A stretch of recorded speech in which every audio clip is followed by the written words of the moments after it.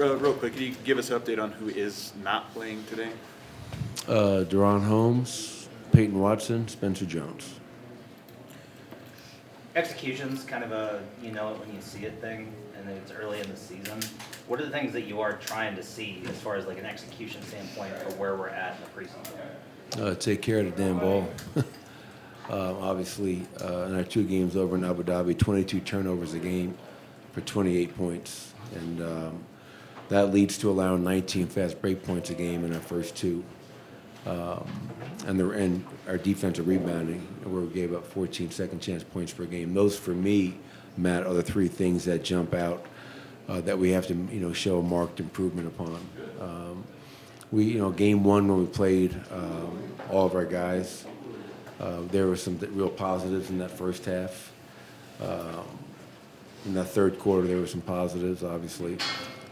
But tonight, new game, new team. And let's go out there and take care of it, work on our transition defense. And this has nothing to do with who's playing for them. I think a lot of the guys could be out. This is an opportunity for us to try to go out there and improve and build better habits. Coach, on the turnover issues, how much of that is just getting new guys in here and in a lot of different roles for different players and just sort of the expected growth? Yeah, I think you could, easily use that, to kind of excuse some of the turnovers. But for me, some of the turnovers have nothing to do with new guys, old guys. They're just bad turnovers.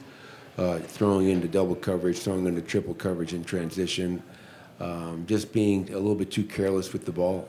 And we're a ball movement team. Obviously, we averaged almost 30 assists per game last year. So, we are going to turn the ball over at times. But let's make them, turnovers where we're trying to make the right play instead of a foolhardy play. Michael, as Nikola gets older and more decorated, I guess, are there any particular training camp preseason habits of his that you kind of want to make sure that you point out to the young guys on your roster and make sure that they're watching and learning from? Well, I think if I was a young guy coming into a locker room with a 3-time MVP, I would just do everything he did. It's pretty simple in my eyes.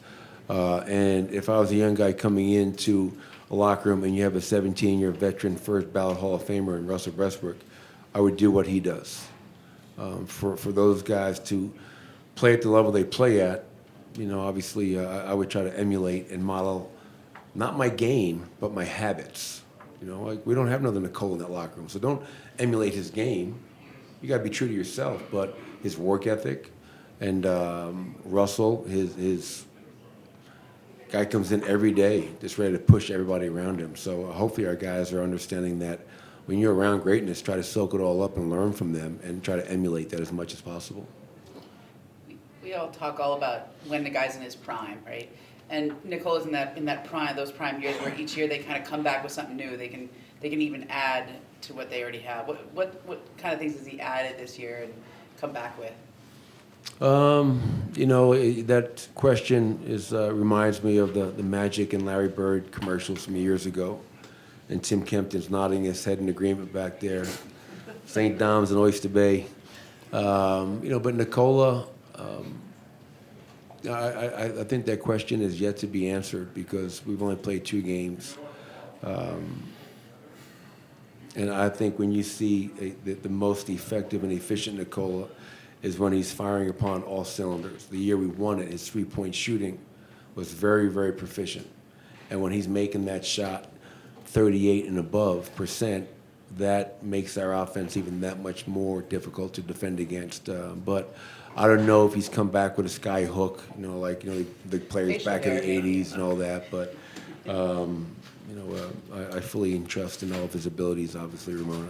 Coach, does DeAndre Jordan figure to play more this season? And if he does, is any of that related to Westbrook, that they played together, that they might have a relationship and chemistry? Yeah, we'll see. Obviously DJ, to his credit, he came into camp in remarkable shape. He lean, mean, fight machine, speaks to his work ethic this offseason, coming in and not using training camp to get in shape. He came to camp in shape. And for a 17-year vet, that's pretty impressive.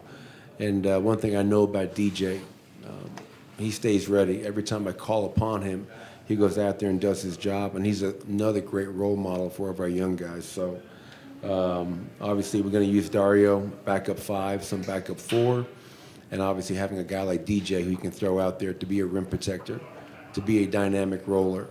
And obviously, to your point, Chris, his relationship and pick and rolls with Westbrook could be something that we could really explore as well. Christian shot a really good percentage last year on above the break threes. How does that fit into your offense this year? Like, he's stepping in for KCP, obviously, who's really good from those corners. How does that work for you, and are there, I guess, adjustments that you've thought about the offense to kind of implement that skill? Well, I think the biggest thing for CB is when he misses a shot, he can't get shy. You know, whether it's in the corner or above the break, whatever it is. I don't want him losing confidence or faith in himself after one miss, after 2 misses. Obviously, we prefer corner threes. Analytically speaking, that's the best shot in the game. But we have some guys, weirdly enough, that are better above the break shooters than in the corner. So for CB, we always tell guys to get to the corners, but if he's spacing above the break and he's open, shoot the ball. I mean, and if you're not open, get off the ball, make a play for somebody. I think the game is fairly simple when you play with that 0.5 mentality. Defense will always tell you what to do. He's got to read the defense. And fine line for him because he's at his best when he's aggressive, when he's attacking, putting pressure on the defense. But they're going to dare him to shoot, make him pay. Coach, Jamal he's averaged 42% from 3 last year. He took fewer threes per game last year.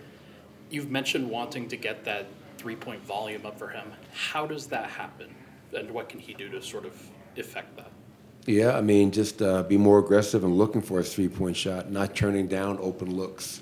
The transition pull-up 3. It's again, we want to be a better running team than we were last year. 2 years ago, we were really good. Last year, we took a significant step back. And so you want to run for layups, but also I think one of the best times to get threes is in transition because teams are running back, worried about the paint. Let that 3-ball fly. And then obviously within the flow of the game, whether it's catch and shoot or pick and roll, read where the levels are at. Most teams don't guard pick and rolls like us. The biggest down the floor. So set a good screen and look for your pull-up 3. I mean, it's been proven year in and year out when Jamal's aggressive to shoot, not make, to shoot threes. Good things happen for him, and more importantly, Ryan, as you know, they happen for our team as well. Thank you.